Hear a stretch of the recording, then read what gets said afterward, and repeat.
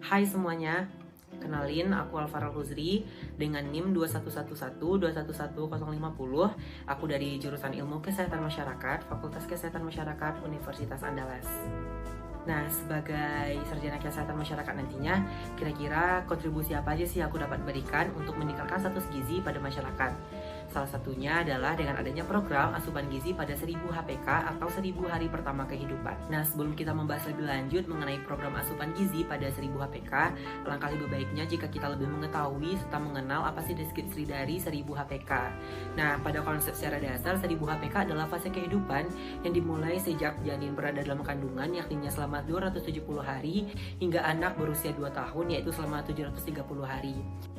1000 HPK ini juga disebut sebagai dengan periode emas. Kenapa? Karena pada periode ini terjadi perkembangan yang sangat cepat pada sel-sel otak dan terjadinya pertumbuhan serabut-serabut saraf dan cabang-cabangnya sehingga terbentuknya jaringan saraf dan otak yang kompleks. Nah, perkembangan otak ini hampir sempurna, yaitu mencapai 80% sehingga akan menentukan kualitas manusia di masa depan. Nah, pada kegiatan 1000 hari pertama kehidupan ini terdapat dua jenis intervensi kegiatan. Yang pertama ada intervensi spesifik dan juga ada intervensi sensitif. Lalu apa sih perbedaan yang dimiliki oleh masing-masing intervensi?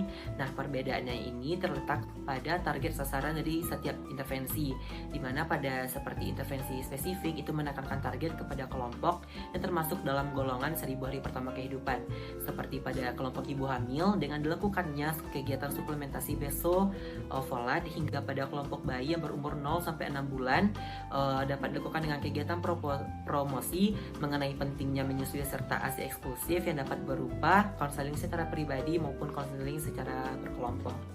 Sedangkan pada intervensi sensitif, sasarannya ini adalah masyarakat umum dan tidak tertuju khusus kepada kelompok yang termasuk dalam golongan 1000 hari pertama kehidupan. Nah, intervensi sensitif ini dapat berupa kegiatan penyediaan air bersih dan sanitasi hingga kegiatan pengentasan kemiskinan. Lalu apa aja sih hal-hal yang harus diperhatikan secara khusus agar dapat mengoptimalkan pemenuhan gizi kepada bayi ketika pada masa periode emas ini, yaitu pada 1000 hari pertama kehidupan. Secara konsep dasar nih ada 4 hal yang perlu diperhatikan. Yang pertama mengenai asupan gizi. Asupan gizi pada masa kehamilan adalah semua nutrisi yang didapatkan oleh bayi yang berasal dari si ibu. Pada bayi dapat memakan apa saja yang dimakan oleh si ibu ketika hamil. Nah, kebutuhan gizi akan meningkat pada masa kehamilan, khususnya kebutuhan terhadap energi, protein, hingga beberapa vitamin dan mineral seperti zat besi, asam folat, kalsium, serta nutrisi lain yang dapat mendukung pertumbuhan dan perkembangan janin dan bayi. Ibu hamil harus memperhatikan kualitas dan kuantitas makanan yang dikonsumsinya agar dapat menentukan kesehatan seumur hidup seorang anak. Termasuk nih faktor pencetus terhadap penyakit tertentu. Ibu hamil sebaiknya memakan makanan yang beragam, bernutrisi, dan juga sehat. Next, hal kedua yang perlu diperhatikan oleh orang tua ketika anak dalam proses 1000 hari pertama kehidupan adalah stimulasi.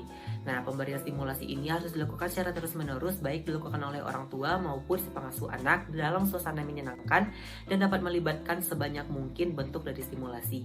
Nah, bentuk dari stimulasi sendiri terdiri dari 3 bentuk. Yang pertama ada stimulasi visual, yaitu dapat merangsang penglihatan anak dengan cara melakukan kontak mata dan juga dapat bermain dengan berbagai mainan yang terdiri berbagai macam warna. Yang kedua ada auditori, yaitu merangsang pendengaran dan bahasa anak dengan cara mengajak anak berbicara dan berbincang mengenai satu topik yang menarik. Yang ketiga adalah taktil, yaitu merangsang sensor raba seperti dengan membelai anak dan mengelus anak. Hal terakhir yang perlu diperhatikan oleh orang tua ketika anak masih dalam program 1000 hari pertama kehidupan adalah perawatan kesehatan. Tentu anak yang sehat akan tercegah dari berbagai infeksi penyakit. Berbeda dengan anak yang sudah terserang dan terkena suatu infeksi penyakit, hal ini akan mempengaruhi serta mengurangi nafsu makan anak, sehingga nantinya juga akan mengganggu terhadap pemenuhan gizi sang anak. Selain itu, untuk mencegah anak tertular penyakit infeksi, anak perlu diberikan imunisasi yang berkelanjutan dan juga teratur. Sekian hal yang dapat aku sampaikan mengenai peran dari sarjana kesehatan masyarakat dalam mengoptimalkan pemenuhan gizi terhadap masyarakat dengan adanya program 1000 hari pertama kehidupan. Semoga dengan penyampaian materi dalam video ini dapat menjadi informatif dan edukatif, terutama bagi ibu hamil dan juga calon ibu di luar sana. Saya Alvaro Huzri, pamit undur diri dan sampai jumpa di video lainnya. Bye-bye.